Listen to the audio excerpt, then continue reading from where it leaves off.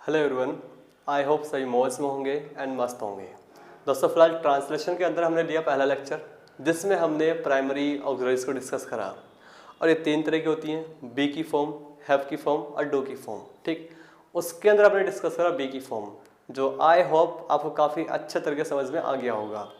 And आपके जो भी मुझे फीडबैक मिला अच्छा मिला है, कई क्वेश्चंस आए, डाउट वगैरह आए, तो वो सभी डाउट के आंसर मैंने आपको सेंड कर दिए। ठीक, आई होप अब कोई डाउट नहीं होगा। तो चलिए फिलहाल जो पहला लेक्चर था उसमें हमने पढ़ा बी की फॉर्म के बारे में, उसमें कुछ थोड़ा बहुत पढ़ना जानना बाकी है, तो आज जो है एक बार उसको भी समझ लेते हैं। वो चीज़ समझाऊं उससे पहले एक बात और पढ़नी है आपको ताकि चीज़ें समझ में आए। तो देखिए फिलहाल अगर आप में से कोई ऐसा है जो फर्स्ट टाइम हमारी ये देख रहा है वीडियो, उसने पहला लेक्चर नहीं देखा, तो थोड़ा यहाँ देखें हम पढ़ क्या रहे हैं उसे पता चल जाए। हम पढ़ रहे हैं प्राइमरी ऑक्सिलरीज के बारे में। अब हम जानते हैं भाई ये 3 तरह की होती हैं। सबसे पहली फॉर्म बी की फॉर्म, दूसरा हैव की फॉर्म और तीसरा डू की फॉर्म। अब हमने पढ़ा किसके बारे में? बी की फॉर्म के बारे में पढ़ा हमने, तो इसके बारे में बहुत कुछ सीख लिया। आज जरा कुछ और पढ़ना है, लेकिन उससे पहले जरा चाहता हूँ कि एक चीज़ और समझिए आप। यहाँ देखो, मान लीजिए गो एक वर्ड है, तो बेटा गो जानते हो, इसको हम बोलते हैं बेस फॉर्म। अब इसी गो से बनता है गोज, अगला बनेगा वेंट और फिर बनेगा गोन और लास्ट में गोइंग। ये सब के सब क्या कहलाते हैं? ये कहलाते हैं डिराइव्ड फॉर्म। तो गो का मतलब बेस फॉर्म, बाकी जो 4 की 4 फॉर्म है बेटा ये कहलाती है डिराइव्ड फॉर्म। अब होता क्या, जो हमारी बेस फॉर्म है इसको आज तक हम बोलते हैं कि ये वर्ब की फर्स्ट फॉर्म प्लूरल होती है, और गोज हमारी वर्ब की फर्स्ट फॉर्म कैसे? सिंगुलर। अब ऑब्वियसली वर्ब की फर्स्ट फॉर्म 2 होती है, सिंगुलर और प्लूरल। ये रही सिंगुलर, ये रही प्लूरल। ये वर्ब की सेकंड फॉर्म, ये वर्ब की थर्ड फॉर्म और ये वर्ब की फोर्थ फॉर्म। अब क्वेश्चन क्या है और आपको सीखना क्या है पहले वो समझिए।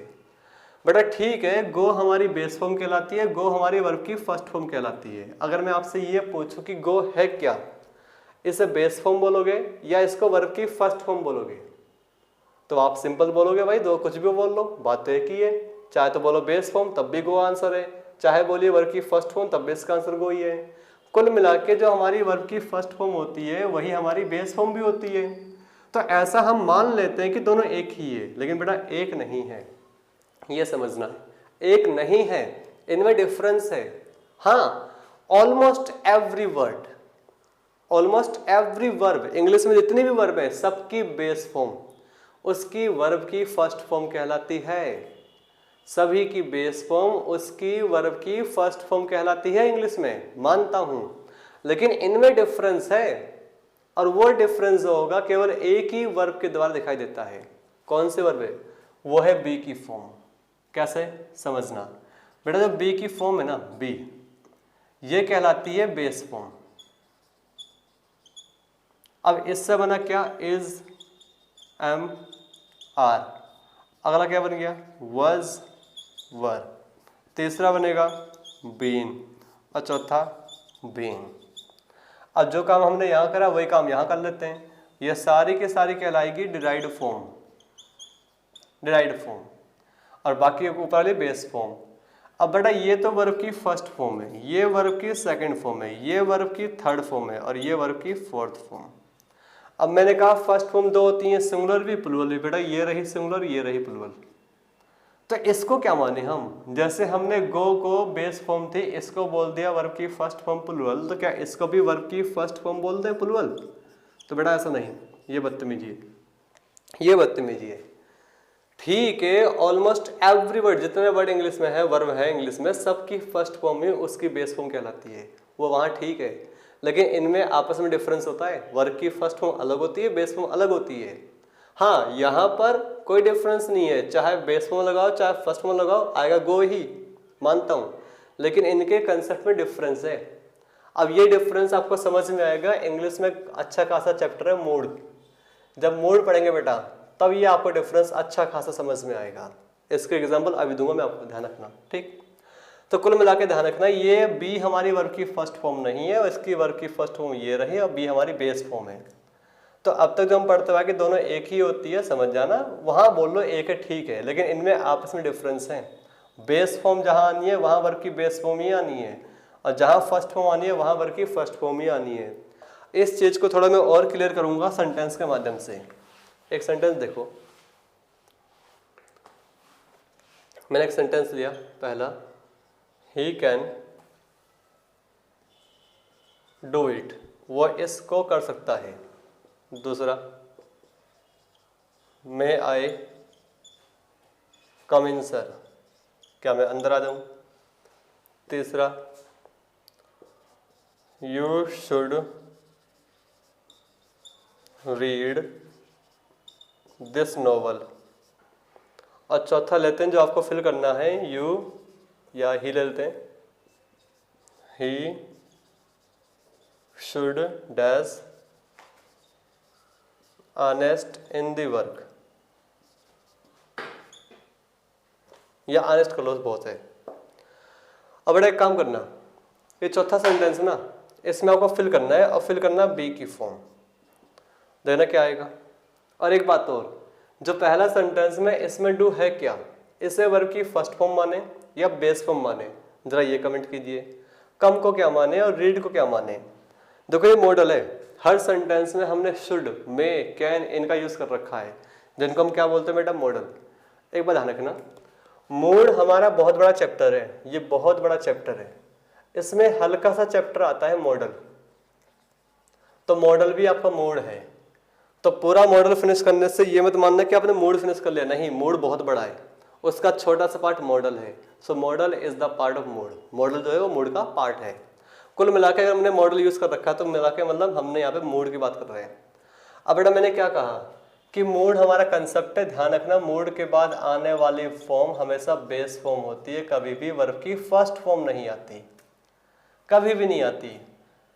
ठीक है, बहुत सारी, ऑलमोस्ट एवरी वर्ब, जितनी भी वर्ब है सबकी बेस फॉर्म ही उसकी वर्ब की फर्स्ट फॉर्म कहलाती है। तो अगर मैं बोल रहा हूँ कि मूड के बाद वर्ब की बेस फॉर्म आती है और आप कहने जी फर्स्ट फॉर्म आती है, तो बेटा चाहे आप ऐसे बोलो चाहे ऐसे बोलो, आएगा तो एक ही आंसर। मान लो कहीं गो लगाना है तो वहां तो गो ही आएगा, क्योंकि उसकी बेस फॉर्म गो होती है, वर्ब की फर्स्ट फॉर्म भी गो ही है।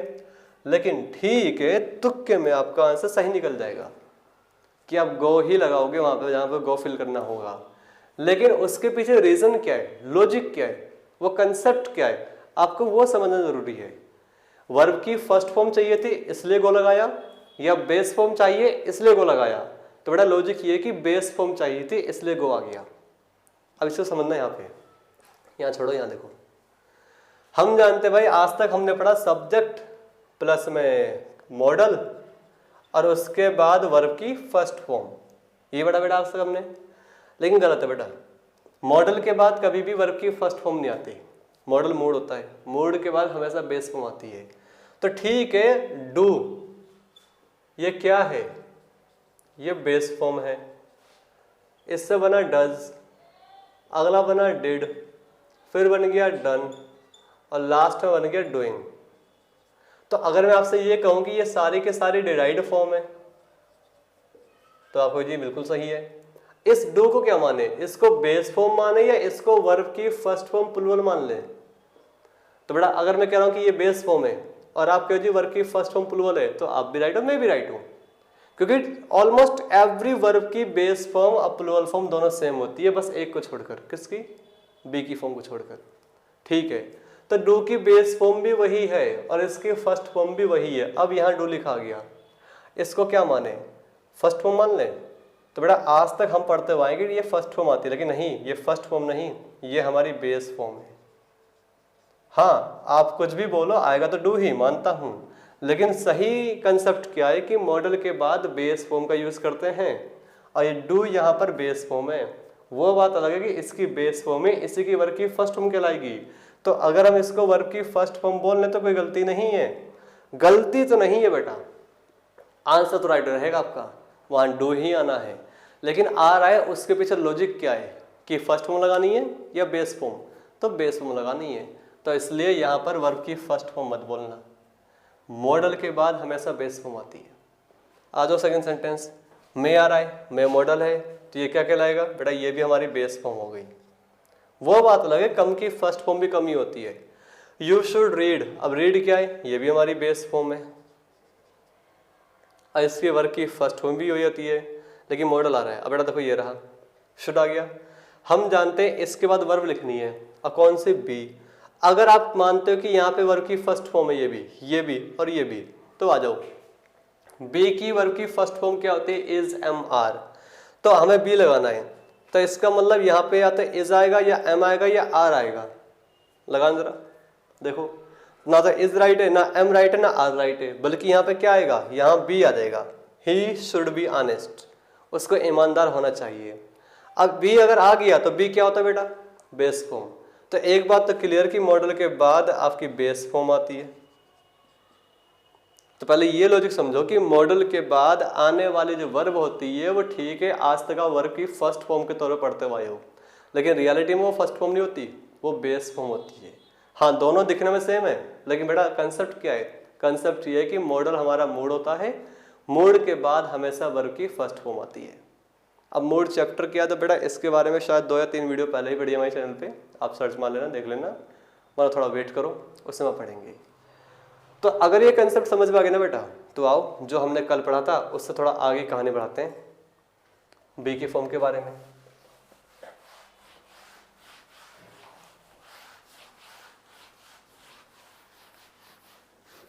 चलो, तो देखो बी की फॉर्म के बारे में पहले हमने कल क्या पढ़ा, थोड़ा उसको रिवाइज कर लेते हैं, फिर आगे चलते हैं ताकि चीजें समझ में आए। हमने ये पढ़ा भाई कि अगर मान लीजिए कहीं पर इज, एम, आर, ये 3 वर्ड हैं, अगर ये कहीं पे अकेले आ रहे हैं, अकेले बोल रहा हूँ, इनके साथ में कोई दूसरी वर्ब नहीं चाहिए, अकेले, तो वो हमारा प्रेजेंट का इंडेफिनाइट टेंस कहलाएगा। लेकिन मान लीजिए इन्हीं में अगर सिंस या फॉर का यूज कर लिया गया, और इस सिंस या फॉर की मीनिंग क्या होगी? से, तो इनके साथ इज, एम, आर नहीं आता, बल्कि इसको हम कन्वर्ट कर लेते हैं किसमें? Has been. वो टेंस कहलाता है पास्ट का इंडेफिनाइट टेंस। लेकिन मान लीजिए इसी वॉज वर्ब के साथ में सिंस या फॉर लगा दिया जाए, और इस सिंस या फॉर का मतलब से, फिर कह रहा हूं मतलब से, फॉर का मतलब से, क्योंकि एक फॉर का मतलब के लिए भी होता है, वहां बात नहीं कर रहे हम, सिंस और फॉर का मतलब से होना चाहिए, और इसके साथ में टाइम लिखा जाए, और यहां भी टाइम लिखा जाए। तो बेटा यहां पर वॉज वर्ब गलत होगा, उसको हम चेंज कर देंगे हैड बीन के अंदर, और बनने वाला टेंस हमारा पास्ट का परफेक्ट टेंस बन जाएगा। आई होप ये सारी बातें जो हमने पढ़ी हैं लास्ट वीडियो में सारा कुछ क्लियर होगा, हमने यही पढ़ा था, इनके क्या यूजेस हैं, क्या एप्लीकेशंस हैं, इन सबको पढ़ा था। तो प्रेजेंट ये हो गया, पास्ट ये हो गया, बी की फॉर्म को यूज़ करना सीख गए प्रेजेंट में, यहाँ सीख गए पास्ट में। अब जरा बी की फॉर्म को यूज़ करना है फ्यूचर में, तो क्या करेंगे? आओ बेटा, हम जानते हैं फ्यूचर में विल और शैल का यूज़ करते हैं। अब एक बात ध्यान रखना, विल शैल क्या मॉडल है, तो मॉडल के साथ कौन सी फॉर्म आती है? बेस फॉर्म आती है। तो इनके साथ is, am, are, was verb तो लगा नहीं सकते। अब बी की बेस फॉर्म क्या होती है? तो बी ही रहेगी। तो क्या बन गया? विल बी और शैल बी।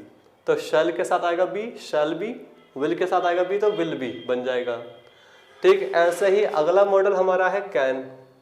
अब कैन के साथ तो बी आ जाएगा, कैन बी, और अगला है मे, इसके साथ भी मे बी। तो एक मॉडल हमारा ये बन गया यूज। अब कैन का पास्ट क्या होता है बेटा? इसे बोलते हैं कुड, तो कुड के साथ भी आ जाएगा। और मे का पास्ट क्या होता है? माइट, तो इसके साथ भी बी आ जाएगा। देखिए अभी मैं आपको मॉडल नहीं पढ़ा रहा, मैं बी की फॉर्म का यूज पढ़ा रहा हूँ कि बी की फॉर्म को कैसे यूज करते हैं। तो प्रेजेंट पास्ट में तो ऐसे यूज करते हैं, क्या क्या सावधानी बरतनी है सब कुछ समझा दिया मैंने आपको, कब ये कन्वर्ट होता है has been, have been, had been में, ये ध्यान रखना। अब बात करेंगे बी की फॉर्म को कैसे यूज करें मॉडल के साथ में। अब फ्यूचर हो जाएगा, एबिलिटी, पॉसिबिलिटी, ठीक वही सब बातें होंगी। तो बेटा ये मॉडल है, मॉडल के साथ बेस फॉर्म आती है। अब बी की फॉर्म जो है वो बेस फॉर्म कहलाती है। ये सब क्या है? फर्स्ट फॉर्म है, लेकिन ये बेस फॉर्म हमारी, तो इसलिए बी खुद लिखा आएगा। ठीक, ऐसे ही अगला मॉडल हमारा कौन सा है? शुड बी, और एक और है मस्ट बी। ये हमारे मॉडल है। अगर ये बात समझ में आ गई तो ऐसा ही इसके मिलता जुलता बेटा एक मॉडल और है, उसको भी देख लो। इन सबको चीज़ों समझना फिर हमें, वो कहलाता है यूज टू बी। तो ये भी कई बार हम यूज़ करते हैं काफ़ी ज़्यादा। ध्यान रखना इसको यूज़ करते हैं पास्ट की सेंस में। हिंदी क्या होती है? हुआ करता था। तो ये हमें बी की फॉर्म के कुछ यूजेस पढ़ने की, आखिर में इनका यूज़ कहाँ करते हैं, किस सेंस में करेंगे। ठीक, काफ़ी ईजी है, आसान है। फिर बोल रहा हूँ हिंदी लेके चल रहा हूँ, ट्रांसलेशन सिखा रहा हूँ, इसलिए मॉडल क्या है इसको डीपली पढ़ेंगे किसी और क्लास के अंदर, जो आपका एडवांस कंसेप्ट चलेगा। अभी बात हो रही है बेटा केवल ट्रांसलेशन की, इसलिए बेसिक बातें समझना। तो पहले इससे फिनिश कर लेते हैं। ये सेंटेंस है हुआ करता था। मान लीजिए मैं एक सेंटेंस बोल रहा हूँ, वह मेरा लंगोटिया यार या दोस्त मान लीजिए हुआ करता था। वह मेरा लंगोटिया यार हुआ करता था, तो इसका मतलब आज नहीं है। पहला मेरा दोस्त था, आज नहीं है। बेटा बनाना ही यूज्ड टू बी। अब आगे ना हुआ करता था, तो इसकी मीनिंग क्या है, यूज्ड टू बी, लगाया सब्जेक्ट और यूज्ड टू बी। अब मेरे की मीनिंग माय, लंगोटिया का मतलब बोजम और यार का मतलब फ्रेंड। तो क्या बन गया, he used to be my bosom friend. वो मेरा लंगोटिया यार या फिर दोस्त हुआ करता था। ठीक, एक ऐसा और देख लो। अगर मान लीजिए मैं एक सेंटेंस बोल रहा हूं, I used to be hard working, तो बेटा हार्ड वर्किंग का मतलब होता है मेहनती। इसका मतलब मैं मेहनती हुआ करता था, तो मीन्स आज हूं क्या, तो इसका मतलब आज तो नहीं हूं, पहले हुआ करता था। आज मक्कार बन गया हूं, मतलब आलस आता है काम करने में, कामचोर हो गया हूं। बात समझ रही हो। तो इस तरीके से यूज करना है, ध्यान रखना। ये यूज टू क्या है, ये हमारा मॉडल है, और इसके बाद जो बी लिखा रहा है बेटा ये हमारी बेस फॉर्म है। तो मॉडल के बाद बेस फॉर्म का यूज करते हैं, ना कि वर्ब की फर्स्ट फॉर्म का, ये चीज ध्यान रखना। आइए इस पे आते हैं। बेटा विल और शैल हम जानते हैं, इसको यूज करते हैं प्रोबेबिलिटी को बताने के लिए और पॉसिबिलिटी को बताने के लिए। फिलहाल हिंदी में बात कर लेते हैं। इसकी मीनिंग होगी रहेगा, रहेगी और रहेंगे। और ध्यान समझना, हम ट्रांसलेशन पढ़ रहे हैं तो हिंदी पे फोकस करना। बेटा इसकी मीनिंग रहेगा, रहेगी, रहेंगे। और हम जानते हैं कि रहने की मीनिंग लिव होती है। मैं रहता हूँ दिल्ली में, आई लिव इन दिल्ली। कोई रहता है यूपी के अंदर, ही लिव्स इन यूपी। तो रहने का तो लिव होता है, वो अलग है। वो बोरिया बिस्तर के साथ पूरी फैमिली के साथ कहीं पर रहना, वो ठीक है। बेटा ये क्या है, ये इसका मतलब कहीं पर ठहरना कुछ देर के लिए। कैसे, अभी मैं एग्जांपल दूंगा इसका। आगे आते हैं। इसी विल बी और शैल बी की हिंदी और होगी क्या, मिलेगा, मिलेगी और मिलेंगे। ये हिंदी भी इन्हीं की है। अब हम जानते हैं बेटा मिलने की तो मीनिंग मीट होती है, MEET, या सी होता है, सी यू टुमारो, कल मिलते हैं आपसे। तो यहाँ ये क्यों लगाए, बेटा ध्यान रखना, जब भी इसका मतलब मिलेगा, मिलेगी, मिलेंगे, तब ये बात होगी जगह की। किसी इंसान से मिलना नहीं, बल्कि किसी जगह पर मिलना, वो कहलाता है विल बी और शैल बी। बात समझ रहे हो। कैसा भी एग्जाम्पल दूंगा मैं आपको। इसके अलावा इसी की हिंदी होगी होगा, होगी एंड होंगे। और ये तो काफ़ी आसान है आपके लिए, आराम से पहचान लोगे। अब देखो मैं एक सेंटेंस बोल रहा हूँ और उसको 3 तरीके से बोलूँगा। आप ये बताना कि तीनों एक ही बात है या अलग अलग है। पहला सेंटेंस, शाम को वो पार्टी में होगा, लिखा गया होगा। अब वही सेंटेंस दोबारा बोल रहा हूँ, शाम को पार्टी में मिलेगा, लिखा गया मिलेगा। वही सेंटेंस फिर बोल रहा हूँ, शाम को वो पार्टी में रहेगा, लिखा गया रहेगा। तो बेटा तीनों सेंटेंस एक ही है, अलग अलग है, ऑब्वियसली एक ही है। कुल मिलाकर उसकी प्रेजेंस की बात हो रही है। मैंने कहा शाम को पार्टी में मिलेगा, तो कहाँ मिलेगा, पार्टी में। किससे मिलेगा ये नहीं बोला, इंसान नहीं आएगा बल्कि जगह आएगी। शाम को पार्टी में मिलेगा, 10 बजे मैं क्लास में मिलूंगा, कल मैं वहाँ मिलूंगा। ठीक, बात समझ रहे हो। सुबह मैं जिम में मिलूंगा। तो ये कोई जगह बताओ, वहां पर आप मिलोगे, उसके लिए आएगा विल बी शैल बी। ठीक, नेक्स्ट, रहेगा, रहेगी, रहेंगे जानती हो भाई। 10 बजे वो क्लास में रहेगा, कल शाम को पार्टी में रहेगा, कल शाम को मेरे साथ रहेगा। तो मतलब किसी के साथ कुछ समय बिताना, वहाँ विल बी शैल बी काम कर जाएगा। रहने के लिए अलग से लिव और मिलने के लिए अलग से मीट मत लगा देना। आइए बेटा कैन बी और मे बी, देखो इनके यूज क्या है, कहाँ लगाते हैं कैन, कहाँ लगाते हैं मे, ये बहुत यूज है, इंग्लिश के अंदर पढ़ेंगे, मॉडल के अंदर एडवांस में। अभी फिलहाल पढ़ रहे हैं ट्रांसलेशन की, बी को कैसे यूज करें कैन मे के साथ में। तो इनकी जो हिंदी है ना, दोनों की सेम है, हो सकता है, और ऊपर भी हिंदी सेम है, ये सारी हिंदी विल भी की है और यही सारी हिंदी शैल भी की भी है, दोनों की सेम है। और बेटा एक बात और, विल कहाँ लगाते हैं, शैल कहाँ लगाते हैं? आपने कुछ बातें पढ़ी होंगी, आई के साथ और वी के साथ शैल आता है, बाकी सब में विल आता है। अगर ऐसा कुछ पढ़ रखा तो ठीक है, आप इसको ही फॉलो करो अभी कुछ दिन तक और। लेकिन एक बात बोल दूं, ये पूरा सच नहीं है, दैट्स नॉट द रियलिटी, ये रियलिटी नहीं है। He, she, I, we, you, they, these, those, सब के साथ शैल आएगा और सभी के साथ विल आएगा, दोनों आते हैं, अलग अलग कंटेक्स्ट में आते हैं। तो ऐसा नहीं है कि आई और वी के साथ हमेशा शैल आएगा ना, सब के साथ शैल आता है, सभी के साथ विल भी आएगा, दोनों आएंगे, पढ़ेंगे मॉडल्स के अंदर। आज का कंसेप्ट फिलहाल वो नहीं है, ठीक। तो आज बस सावधान रखना, कहीं पे कुछ भी लगा लो। अब बेटा कैन बी का मतलब हो सकता है, मे बी का मतलब हो सकता है। अब दोनों की मीनिंग तो सेम है, लेकिन इनमें डिफरेंस बहुत ज़्यादा है। कम से कम 4 या 5 घंटे की क्लास होगी आपको, तब जाके पूरे डिफरेंस आप समझ पाओगे दोनों डिफरेंस क्या है, तब पढ़ेंगे एडवांस में। अभी बस इतना ध्यान रखो कि मान लीजिए सेंटेंस में शायद लिखा आ गया, तो बेटा उस शायद के लिए अलग से कुछ यूज़ नहीं करना, मे बी का मतलब ही शायद होता है, बस वहाँ मे बी लगा देना आप, ऐसा समझो। मान लीजिए मैंने एक सेंटेंस लिया, ही कैन बी रॉन्ग, और चौथा सेंटेंस है ही मे बी रॉन्ग। और मैं आप करूँगा इन दोनों में से कौन सा सेंटेंस राइट माने, कौन सा रॉन्ग माने।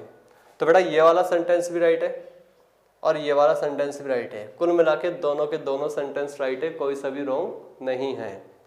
ही कैन बी रॉन्ग ये भी राइट है और ही मे बी रॉन्ग ये भी राइट है, दोनों ही राइट है, कोई सा भी रॉन्ग नहीं है। बस डिफरेंस समझना। अगर हमने कहा ही कैन बी रॉन्ग तो इसका मतलब वो गलत हो सकता है, और मैंने कहा ही मे बी रॉन्ग तो इसका मतलब वो शायद गलत हो सकता है। तो यहाँ पर एक वर्ड आ गया सेंटेंस की हिंदी में ऐड हो गया, और उस वर्ड को क्या बोलते हैं हम, शायद। तो शायद वर्ड आ गया। बस यही डिफरेंस है कैन बी और मे बी के अंदर, कि जो मीनिंग फिलहाल कैन बी की वही मीनिंग मे बी की। डिफरेंस क्या है, केवल शायद लिखा जाएगा बस। आई होप यहाँ तक सारे को समझ में आ गया। आगे आते हैं बेटा, कैन बी और मे बी का मतलब हो सकता है, तो कुड बी और माइट बी का मतलब क्या होगा, हो सकता था, यह उन्हीं का पास्ट बनता है, हो सकता था। और माइट को यूज करते हैं किसके लिए, शायद के लिए। बात क्लियर। शुड बी और मस्ट बी दोनों की मीनिंग सेम है, होना चाहिए। बस एक चीज ध्यान रखना कि मस्ट को यूज तब करते हैं जब आप अपनी बात पे ना कुछ ज्यादा स्ट्रेस कर रहे हो। बड़ा स्ट्रेस का मतलब उस बात को ज्यादा एम्फसाइज कर रहे हो, उसको स्ट्रेस कर रहे हो, उस पर ज्यादा प्रेशराइज कर रहे हो, मतलब अकड़ के बोल रहे हो, उस बात को ज्यादा जोर दे रहे हो, उस बात पे अमल कर रहे हो, तब लगाते हैं मस्ट बी। अब स्पीकिंग में क्या होता है ना, हम सामने वाले के हाव भाव चेक कर लेते हैं कि किस हाव भाव से बोल रहा है, कितना अकड़ दिखा रहा है उस पर। लेकिन लिखने में क्या है, कैसे आप फीलिंग पहचानोगे। तो बेटा ध्यान रखना, लिखने में क्या होता है, जरूर, अवश्य, बिल्कुल, पक्का, और एक ही, ठीक है ना। ये कुछ ऐसे वर्ड हैं जो आपको बता देंगे कि हाँ यहाँ पर आप अपनी बात पे स्ट्रेस कर रहे हो। अगर ये वर्ड आपके सेंटेंस में लिखे आ जाए तो समझ जाना वहाँ पर आप अपनी बात पर बहुत ज़्यादा जोर दे रहे हो, ठीक। अब मान लीजिए मैं किसी का, तुम्हें अपने भाई के साथ होना चाहिए, किसी से मैंने ये कहा, तो नॉर्मल कह रहा हूँ you should be with your brother. लेकिन मान लो अगर मैं बोल रहा हूँ कि तुम्हें अपने भाई के साथ होना चाहिए, तो यू मस्ट बी। अब बेशक हिंदी में कुछ ना आया हो, बस मैं अकड़ रहा हूँ। तो स्पीकिंग में क्या होता है, सामने वाले के टोन क्या जा रही है, कितना स्ट्रेस कर रहा है, कितने स्पीड से बोल रहा है, कितना अग्रेसिव होकर बोल रहा है, उससे हम भाप लेते हैं कि ठीक है वो बात कितनी इंपॉर्टेंट है उसके इंसान के लिए। लेकिन राइटिंग में क्या होता है बेटा, वहां पर आपको ऐसा कोई ना कोई तो वर्ड पक्का आएगा, तुम्हें अवश्य अपने भाई के साथ अवश्य होना चाहिए, आ जाएगा। तो सेंटेंस देखो, फिफ्थ, अगर मैंने कहा यू शुड या you must be with your brother, तो बेटा ये भी राइट है होंगे। फिर बोल रहा हूँ बेसिक पढ़ रहे भी हूँ, एडवांस तो कहीं तो अलग है। बेटा एक काम और, अगर मान लीजिए इनमें से सबका नेगेटिव बनाना पड़ जाए तो इसका नेगेटिव आप नहीं बनाओगे, क्योंकि ये बनेगा पास्ट इंडेफिनिट टेंस से। कभी और पढ़ेंगे यूज टू, तब समझाऊंगा। अभी ध्यान रखना कि इन सबका नेगेटिव बड़ा आसान है। कैन के बाद लगा दो नॉट, कैन नॉट बी। मे के बाद लगाओ not, may not be. Could के बाद लगाओ, कुड नॉट बी। माइट और माइट नॉट बी, कुल मिला के बी से पहले नोट आएगा सब में, will not be, shall not be, should not be, must not be. तो अगर आपको नोट लगाना है तो बी से पहले नोट आ जाएगा, सिंपल सी बात। और इनका इंटरोगेटिव में ये चीज उठ के शुरू में आ जाएगी। जब भी कभी आप इंटरोगेटिव सेंटेंस बनाओगे, होता क्या है कि उसमें जो हमारी हेल्पिंग वर्ब होती है वो आती है शुरू में, तो इन दोनों में हेल्पिंग वर्ब कौन सी है, कुड है, ये शुरू में आ जाएगा। और ये हमारी बेस फॉर्म है। आई होप यहाँ तक सारा कुछ समझ में आ गया होगा और यहाँ तक कोई भी डाउट नहीं होगा। चलिए, तो बेटा यहाँ पे जाके आपकी बी की जो फॉर्म है ना वो 60 से 70% फिनिश हुआ है। फिर बोल रहा हूँ 60 से 70%, पढ़ना तो बहुत बाकी है, लेकिन जो कंसेप्ट छूट रहा है ना अभी 40% के आसपास, वो पढ़ा नहीं सकता चाह के भी।